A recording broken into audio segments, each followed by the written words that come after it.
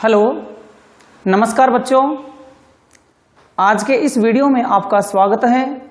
बच्चों, आज का हमारा टॉपिक है correct form of the verb part 3। तो बच्चों, पिछले 2 वीडियो में हमने पढ़ा था correct form of the verb की सामान्य जानकारी और करीबन 5-6 नियम पढ़ चुके थे और अब 5-6 नियम इस वीडियो में पढ़ेंगे।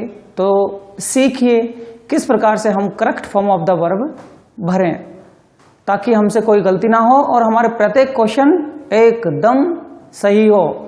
और बच्चों, कोशिश करूंगा मैं इसके डिस्क्रिप्शन में आपको 5-7 क्वेश्चन की एक एक्सरसाइज देने की, तो आप डिस्क्रिप्शन जरूर देखें और आप उन एक्सरसाइज को करके देखें और किसी प्रकार की कोई भी संदेह वाली बात हो, संशय वाली बात हो तो आप मेरे से पूछ सकते हैं। तो देखिए, नियम 6 है, उसमें मैंने आपको पिछले वीडियो में पढ़ा दिया था, लेकिन ये अपवाद है। नियम 6 ये पढ़ाया था मैंने कि अगर किसी अंग्रेजी वाक्य के बीच में व्हेन या व्हाइल आ जाता है तो एक तरफ सेकंड फॉर्म भरते हैं और दूसरी तरफ was verb first form ING भरते हैं। सेकंड फॉर्म का मतलब पास्ट इंडेफिनिट टेंस और वाज वर्ब फर्स्ट फॉर्म का मतलब पास्ट कंटिन्यूअस टेंस। मतलब अधिकांश होता है ऐसा, परंतु अपवाद है इसमें। तो देखिए क्या है कि वैसे लिखा है कि व्हेन या व्हाइल अगर आता है तो एक तरफ क्या होती है, वर्ब की सेकंड फॉर्म होती है और दूसरी तरफ was verb first form ING. ये तो नियम था, परंतु इसका अपवाद है। क्या है? ये रहा। मतलब नियम में देखिए, यहां इस वाक्य में व्हेन आया है ना, तो ये सेकंड फॉर्म आई एक तरफ और दूसरी तरफ was verb first form ING. तो यहां वाज फर्स्ट फॉर्म आईएनजी भरी हुई है, ठीक है ना। अब यहां अपवाद देखिए क्या है कि we had completed our homework when the teacher enter the class. तो इसमें व्हेन आया, वाक्य के बीच में क्या आया, व्हेन आया। एक तरफ सेकंड फॉर्म यानी ये एंटर्ड क्या है, वर्ब की सेकंड फॉर्म है, तो दूसरी तरफ was verb first form ING आनी चाहिए थी, यानी वर्क कंप्लीटिंग आना चाहिए था नियम के हिसाब से। परंतु आपको बता दूं, कंप्लीट और फिनिश की हमें आईएनजी वाली फॉर्म कभी भी नहीं भरनी है। तो क्या करना है, इसमें परफेक्ट वाला यानी पास्ट परफेक्ट टेंस वाली form had plus third form भरनी है। कब भरनी है ये? जब फिनिश हो कोष्टक में या कंप्लीट हो, फिनिश हो या कंप्लीट हो, तो हमें ऐसा करना है, ठीक है। दूसरा है Ram was eating while Sita was cooking food. देखिए, वाइल के हिसाब से हमने ऊपर बताया था कि व्हेन या वाइल आता है तो एक साइड सेकंड फॉर्म होती है, दूसरी तरफ was verb first form ING होती है। परंतु वाइल का अर्थ यदि जबकि है, वाइल यानी जब या जबकि, अगर उसका अर्थ जब निकलता है तो हमें ऐसा ही करना है नियम के अनुरूप, वाज वर्ब एक फर्स्ट फॉर्म आईएनजी एक साइड, सेकंड फॉर्म एक साइड। परंतु यदि इसका अर्थ निकले जबकि तो हमें दोनों तरफ was verb first form ING भरनी पड़ेगी, यानी कि पास्ट कंटिन्यूअस टेंस की वर्ब हमें यहां भरनी पड़ेगी, ठीक है। इसका अर्थ क्या निकलेगा, राम वाज ईटिंग, राम खा रहा था, जबकि Sita was cooking food, Sita खाना पका रही थी। राम खाना खा रहा था, राम खा रहा था, जबकि सीता भोजन पका रही थी, ऐसा है। 7वां नियम है, यदि अंग्रेजी वाक्य के बीच में आफ्टर या बिफोर आ जाए, क्या जाए, आफ्टर या बिफोर आ जाए, तो एक तरफ वर्ब की सेकंड फॉर्म आएगी और दूसरी तरफ हैड प्लस थर्ड फॉर्म आएगी। वापस पढ़िए, यानी वाक्य के बीच में क्या आना चाहिए, आफ्टर बिफोर, आफ्टर या बिफोर, ये आ गया, बिफोर आ गया है ना, इसमें आफ्टर आ गया, ठीक है। अब करना क्या है, 2 साइड होते हैं इसके, एक साइड तो हैड प्लस थर्ड फॉर्म भरनी पड़ेगी, दूसरे साइड सेकंड फॉर्म, एक मिलेगी भरी हुई, दूसरी आपको भरना है। तो यार दूसरी साइड में वर्ब की सेकंड फॉर्म भरी हुई है, क्या भरी हुई है, वर्ब की सेकंड फॉर्म। तो अब बताइए, जब वर्ब की सेकंड फॉर्म भरी हुई है तो आपको क्या भरना पड़ेगा, हैड प्लस थर्ड फॉर्म। तो हैड और डाई के थर्ड फॉर्म क्या हो जाएगी, डाइड, हैड डाइड। क्लियर है? इसी प्रकार से देखिए, we after the sun had risen, after आ गया वाक्य के बीच में, तो एक तरफ had risen, had plus third form भरी हुई है, हैड प्लस थर्ड फॉर्म भरी हुई है, तो दूसरी तरफ क्या भर दोगे आप, वर्ब की सेकंड फॉर्म। तो यहां पर आ जाएगा गेटअप, गेटअप की सेकंड फॉर्म क्या होती है बोलो, गोटअप, ठीक है ना, गेट गोट गॉट, गेट गोट गोट, तो यहां गोटअप आ जाएगी। क्लियर है? आगे देखिए नियम 8, अगर अंग्रेजी वाक्य में सिंस फॉर प्लस टाइम आए, देखो एक नियम पहले भी पढ़ चुके हैं हम, चौथा सिंस फॉर टाइम का नियम चौथा पढ़ चुके हैं, परंतु उसमें और इसमें डिफरेंस क्या है वो देखिए। उसमें तो सिर्फ सिंस फॉर टाइम आता है, ओनली सिंस फॉर टाइम, परंतु इसमें क्या है, इसमें आगे कुछ जुड़ा हुआ है, तथा उस वाक्य में भूतकाल की पहचान भी आए, यानी उस वाक्य में भूतकाल का कोई वाक्य और जुड़ा हुआ हो, या भूतकाल का अलग से समय आए, ऐसा कुछ भूतकाल की जानकारी अगर आपको मिलती है तो ऐसे वाक्य में आपको फिर भरना पड़ेगा had been first form ING. और मान लीजिए सिर्फ सिंस फॉर टाइम आता है तो क्या भरना पड़ेगा, has been, have been, first form ING, ठीक। परंतु इसमें भूतकाल और है, यानी कि पास्ट परफेक्ट कंटिन्यूअस टेंस का वाक्य हो जाएगा। तो ऐसे में हमें क्या भरना पड़ेगा, जैसे इट सिंस मॉर्निंग, अगर मान लो सिंस मॉर्निंग तक आए, मान लो यहां तक आता है, तो अपने को हैज बीन यानी प्रेजेंट परफेक्ट कंटिन्यूअस टेंस की भरनी पड़ेगी, हैज बीन रेनिंग इतना। परंतु यहां सिंस फॉर टाइम तो आया है, साथ में भूतकाल की और भी पहचान जुड़ी हुई है, ऐसे में आपको had been first form ING भरनी है। तो क्या हो जाएगा उत्तर बोलिए आप, had been first form ING raining. Clear है, हैड बीन रेनिंग। दूसरा see her for 3 days in last week, for 3 days, since for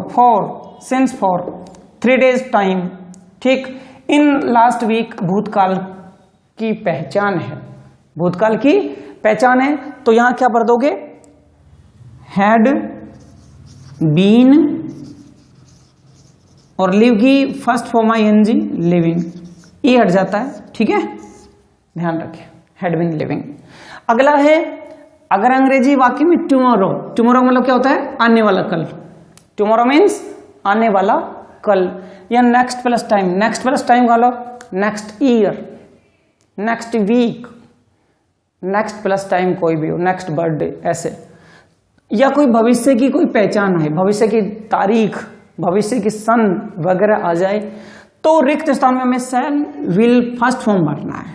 क्या भरना है, शैल विल फर्स्ट फॉर्म, ठीक है। टुमारो, यहां टुमारो आई टू जयपुर, तो क्या जाएगा, आई के साथ क्या लगाएंगे आप, शैल विल में से क्या लेंगे, शैल आ जाएगा, ठीक है ना, शैल, और उसके बाद में फर्स्ट फॉर्म गो, शैल गो, ठीक। They a new app next year, next year है ना, तो नेक्स्ट ईयर है तो क्या जाएगा, दे के साथ शैल विल में से क्या जाएगा, विल, और फर्स्ट फॉर्म क्या है, लॉन्च, विल लॉन्च। क्लियर है? अब देखिए सब में, यानी ये फ्यूचर इंडेफिनिट टेंस है, फ्यूचर कंटिन्यूअस में भी, फ्यूचर परफेक्ट में भी, फ्यूचर परफेक्ट कंटिन्यूअस टेंस, इनमें भविष्य का समय तो आएगा, परंतु थोड़ा थोड़ा अंतर है, उस अंतर को समझना बहुत जरूरी है। तो इसमें यानी 9वें नियम में और 10वें में क्या अंतर है, गौर से समझेंगे। यदि अंग्रेजी वाक्य में भविष्य के समय से पहले, भविष्य का समय ये है टुमारो, नेक्स्ट प्लस टाइम, भविष्य का कोई समय, ये भविष्य का समय, इससे पहले इन दिस टाइम या एट दिस मोमेंट आ जाए, समझ में आया कि भविष्य का समय तो आएगा, भविष्य का समय तो आएगा, साथ में उससे पहले इन दिस टाइम और मिलना चाहिए। मान लो केवल भविष्य का समय है, इन दिस टाइम नहीं है, तो अपना ये आ जाएगा 9वां नियम, शैल विल फर्स्ट फॉर्म आ जाएगी। परंतु भविष्य का समय भी है, साथ में उनसे पहले एट दिस मोमेंट या इन दिस टाइम है, तो फिर 10वां नियम यानी कि फ्यूचर कंटिन्यूअस टेंस का आ जाएगा, भरना पड़ेगा shall will be, shall be, will be, first form ING. ये अंतर है, इस अंतर को समझना बहुत जरूरी है। See her clothes in this time tomorrow. अगर मान लीजिए सिर्फ टुमारो है, इन दिस टाइम नहीं है मान लो, तब तो शैल विल फर्स्ट फॉर्म आता, परंतु यहां टुमारो से पहले इन दिस टाइम और है, तो ऐसे में क्या जाएगा, सी के साथ शैल या will be first form ING, washing will be washing, clear, will be washing. अगला है ही an a book at this moment tomorrow, वही बात है ना। तो टुमारो और टुमारो से पहले क्या है, यहां पर एट दिस मोमेंट, खालिस्तान में मैं यहां मतलब ये कोष्टक में रीड दे देता हूं मैं, रीड, ठीक। तो रीड की हमें सही रीड का सही रूप भरना है, तो टुमारो इससे पहले एट दिस मोमेंट है। मान लीजिए एट दिस मोमेंट नहीं है, केवल टुमारो है, तो क्या जाएगा, विल रीड, परंतु यहां ये एट दिस मोमेंट और है, इसलिए क्या जाएगा, विल बी और रीड में आईएनजी लगा देंगे, रीडिंग, ये हमारा उत्तर हो जाएगा। क्लियर। आगे देखिए, बाई प्लस भविष्य का समय, वही भविष्य समय बात कर रहे हैं। मैं तीनों नियम एक जैसे हैं, परंतु तीनों में अंतर क्या है, इस 90 में तो सिर्फ टुमारो या मतलब सीधा भविष्य का समय, टुमारो भविष्य का समय, नेक्स्ट टाइम भविष्य का समय, मैं शॉर्ट में बोल देता हूं भविष्य का समय, कि केवल भविष्य का समय आए तो शैल विल फर्स्ट फॉर्म भरेंगे, और भविष्य के समय से पहले इन दिस टाइम या एट दिस मोमेंट आए तो shall be will be first form ING भरेंगे। और यदि तीसरा देखो, ये 11वां नियम क्या है, भविष्य के समय से पहले बाई आए, भविष्य के समय से पहले बाई और आ जाए, छोटी सी चीज है बाई, परंतु अंतर देखो कितना कर देगी, कि बाई आ जाए तो हमें वाक्य में क्या भरना पड़ेगा, रिक्त स्थान में क्या भरना पड़ेगा, shall will have third form, shell will have third form भरना पड़ेगा, ठीक है। तो देखिए बाई दिस इवनिंग, अब आप कहोगे दिस इवनिंग को भविष्य है क्या, हाँ, क्योंकि हम जैसे काल्पनिक अब दोपहर है मान लो, तो भविष्य दिस इवनिंग तो भविष्य है ना, है, तो दिस इवनिंग है भविष्य माना जाएगा। End of this week, end of this month, end of this year, यह भी भविष्य आता है, भविष्य माना जाएगा। उनसे पहले बाई हो, मान लो क्या हो, बाई, तो अपने क्या भरना पड़ेगा, शैल विल, तो आई के साथ क्या भरोगे, शैल, है ना, शैल के साथ हैव, शैल हैव, और वर्ब क्या है, कंप्लीट, तो कंप्लीटेड क्या जाएगा, completed third form, shall have completed, ये आपका आंसर होगा। क्लियर। अगला देखिए, ही 100 coins by next year, by next year, by next year, समझ में आ रहा है। तो यहां बाई नेक्स्ट ईयर है, तो अपने को क्या भरना पड़ेगा, मतलब समय से, भविष्य के समय से पहले बाई है, तो वही भरो, शैल will first have third form, shell will have third form. तो यहां ही के साथ क्या लगाएंगे आप, विल हैव, थर्ड फॉर्म क्या है, डिपॉजिट, डिपॉजिटेड, क्लियर है। तो ये हमारे मतलब correct form of the verb का मतलब जो भी नियम है ये हमने पढ़ा है, और आप इन नियमों को अच्छे से पढ़िए, और जैसे जैसे आपके ऑनलाइन टेस्ट हों तो ऑनलाइन टेस्ट वगैरह आप उनको हल कीजिए। डिस्क्रिप्शन जरूर देखिए, डिस्क्रिप्शन में आपको एक्सरसाइज मिलेगी या छोटे छोटे ऑनलाइन टेस्ट भी आपको मिल सकते हैं, जिनके उत्तर आपको और स्कोर आपको वहीं टेस्ट सबमिट करते ही मिल जाएंगे। बहुत बहुत धन्यवाद।